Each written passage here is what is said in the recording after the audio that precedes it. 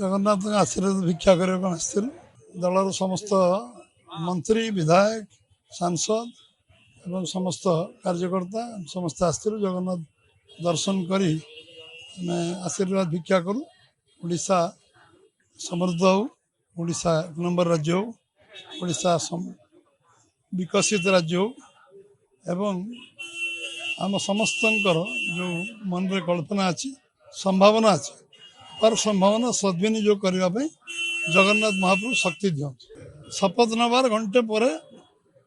cabinet में 500 कोटी टका जगन्नाथ मंदिर रीतिनीति डेवलपमेंट आम सरकार आमर